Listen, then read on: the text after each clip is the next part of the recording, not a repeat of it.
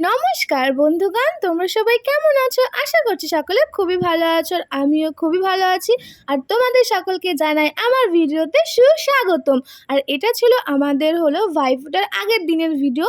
তো তোমরা তো জানোই আমি হলাম অলস প্রকৃতির মানুষ, তো সেই জন্য দেখো দেরি করে ছাড়ছি। আর আজকে আমরা গিয়েছিলাম মামা বাড়িতে। তো আমরা যাচ্ছি ভাইফোঁটা উপলক্ষে মামা বাড়িতে। তো এদিকে দেখো মাসি কিন্তু আমাদের জন্য অনেকক্ষণ ধরে এসে বসে আছে, কারণ আমাদের কিছু বাজার করার আছে।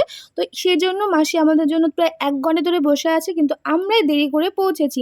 তো এদিকে দেখো মাসির সাথে কিন্তু আমাদের দেখা হয়ে গেছে, আর আমাদের বাজার করাও কমপ্লিট হয়ে গেছে।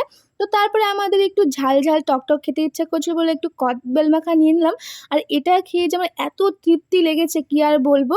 তো আমাদের তো সমস্ত কিছু করা কমপ্লিট হয়ে গেছে, আর আমরা দেখো এখন গাড়িতে উঠে বসেও আছি, কারণ এখন যাব আমরা মামা বাড়িতে। তো চলো এখন যাওয়া যাক।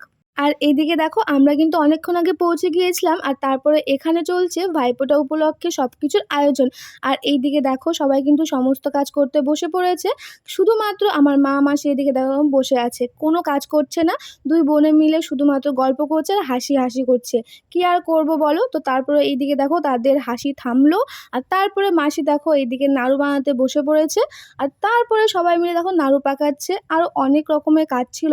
কিন্তু আজকে আমি এইগুলোর মধ্যে একটা কাজও করিনি, কারণ আমার একটুকু ভালো লাগছিল না, এতটা অস্বস্তি হচ্ছিল আর কি বলবো।